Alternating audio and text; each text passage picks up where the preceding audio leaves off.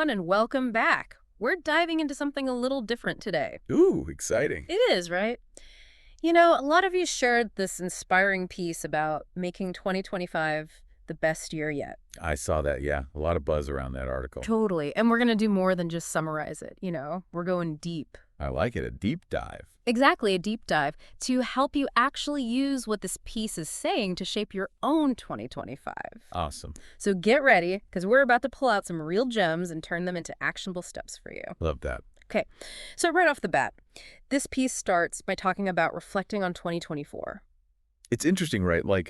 Almost like before we even think about moving forward to saying, hey, hold on a sec, let's look back a bit. Yeah. It's so tempting to just jump into the new year all excited for a fresh start, but 2024, it happened, right? Yeah, for better or worse. For better or worse, exactly. Ups, downs, maybe some stuff we're still processing. Totally. But the piece isn't saying, wallow in it, you know? Not at all. It's more like, okay, what can we learn from it? What choices, what actions led to those highs? What can we learn from the things that, didn't quite work out as planned? Yeah, turning this past year into like a stepping stone. I love that, a stepping stone. And speaking of stepping into the new year, this piece dives into this whole idea of intentions instead of resolutions. Ooh, yeah, what did you think about that? I was really intrigued, because I don't know about you, but I always felt this pressure with New Year's resolutions. Oh, tell me about it. If you don't have these super specific goals, you've already failed. Yes, so restrictive. Right, like setting yourself up for disappointment almost. Totally. Yeah. And I think that's where this idea of intentions comes in. Yeah. It's saying, it's not about those rigid resolutions. It's more about an overall direction, a guiding principle you want to move towards. Yeah. Okay, I like that. Yeah. And the piece uses this great example. Instead of saying, I'm going to lose 10 pounds, you could say, I'm going to prioritize my well-being. Which, think about it, that opens up so many possibilities, right? So many, yeah. Healthier eating, moving your body more, even managing stress. Suddenly, it's not about the number on the scale. It's a whole mindset shift. Exactly. It's about approaching your life differently. Wow, that is powerful. And I think it goes back to what you were saying before about it's not about being perfect. It's about progress. It's about progress, yeah, the journey, not just the destination. Absolutely. I'm curious, thinking about your 2025, is there a word or a phrase that really sums up the intention you want to carry with you? Ooh, that's a good one. I think for me, it's embracing possibility. Ooh, embracing possibility. I like that. It's got that sense of openness and excitement. What about for you listening? No need to shout it out, but just, take a second, think about it. Yeah, think about it. What's the heart of what you want to bring into this new year? And while you're thinking about that, the article goes on to list these areas, where we might want to focus our growth in the coming year. Personal goals, our careers, relationships. Oh, and of course, self-care. The ever-important self-care. That's a lot, right? I have to admit, when I first read through that list, I was kind of overwhelmed. Oh, yeah, I can see that. Whoa, where do I even begin? You want to do it all, Yeah, you want to jump in head first. Exactly. And maybe this ties back into what we were talking about before, with intentions, it's not about doing it all at once, right? Right. And the piece even says that, just choose one area that really speaks to you right now. Okay.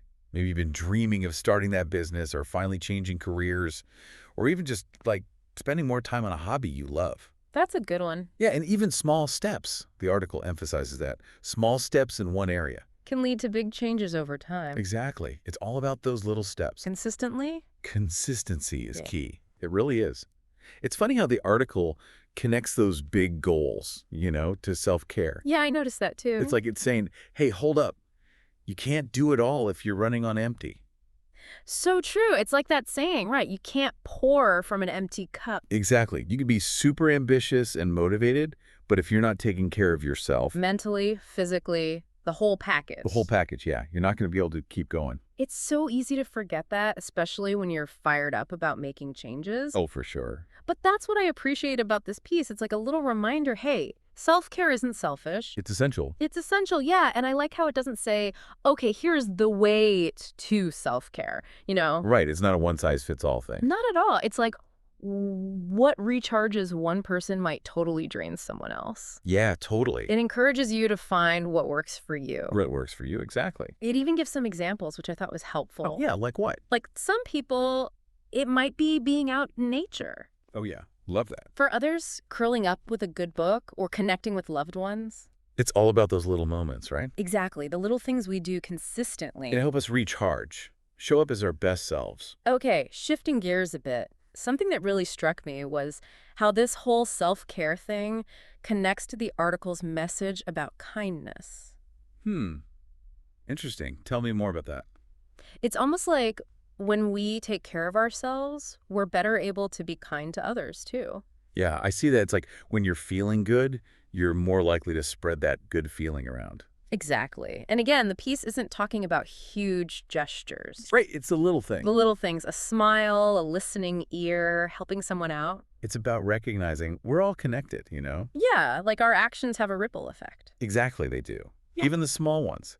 Okay, and speaking of ripples, the piece talks about cherishing the moments, both big and small. Ooh, yes. That part really resonated with me. Yeah, me too. It's so easy to get caught up in what's next or what's already happened, And we miss out on what's right here, right now. Totally. And I think that's where mindfulness comes in. Being present, appreciating what we have. It reduces stress, increases happiness, all that good stuff. The piece even lists these really simple things, like Yeah. a good conversation, a warm hug, watching the sunrise. Yeah, those everyday moments that we often take for granted. Exactly. And it all circles back to that idea of intention we talked about earlier. It does, doesn't it? Like setting an intention to be present, to be kind, to actually experience life, even when things are tough. Absolutely. And that brings us to what I think is the most powerful takeaway from this whole piece. Yeah. 2025, it's not just another year, it's an opportunity. Ooh, I like where you're going with this. It's about seeing 2025 not as something that's happening to us, but something we can shape. Okay. We have the power to create the year we want. It's like we're being given a blank canvas and told, go create. Exactly. It's exciting, right? A little daunting maybe, but mostly exciting. Yeah, it is in a good way, like a challenge. It's a challenge, a good one. So as we start wrapping up, I want to put this question out to you listening. If 2025 is your blank canvas, what do you want to paint on it? What a question, right? I love that. And you know what I think the best part is? We don't need to have it all figured out today. Yeah, that's so true. It's about the journey, figuring out what really matters and making it happen step by step. And that's what this piece reminds us. It won't be perfect. Our masterpiece, our 2025. Right. There'll be bumps in the road. Stuff happens. Totally. Setbacks, maybe even like a few wrong turns along the way. But that's okay. It's all part of the process, right? Makes it real, makes it ours. Makes it ours. Exactly. Like, I don't know if you've ever seen those Japanese pottery artists where they embrace the imperfections. Oh, yeah, the cracks and stuff. Yeah.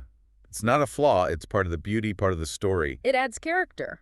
It does. And that's how I think we got to see the challenges we face, not as roadblocks, but like opportunities. To learn and grow. Exactly. Every hurdle we clear, every lesson we learn, it just adds another layer to the richness of our own story, our own 2025. I love that. So as we wrap up, let's do a quick recap of those key takeaways, the stuff that can really help us make this year count. Okay, sounds good. We started with reflecting on 2024, not to dwell on the past, but to use it as a springboard, right? Yeah, what worked, what didn't, what can we take with us into the new year? Exactly. Then we talked about intentions instead of resolutions, that shift from rigid goals to an overall direction you want to move in. And remember, think about that one word, that one phrase that captures your intention for this year.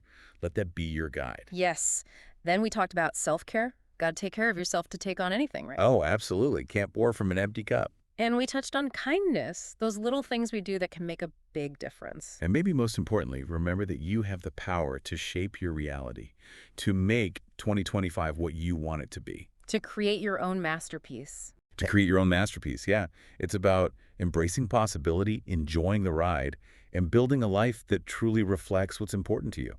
This has been such an awesome deep dive, honestly. I'm feeling so inspired. Me too. It's like I'm ready to grab my paintbrush and get started on my own 2025 canvas. Right. And listener, no matter what your canvas looks like, what colors you choose, what challenges you face, we believe in you. You got this.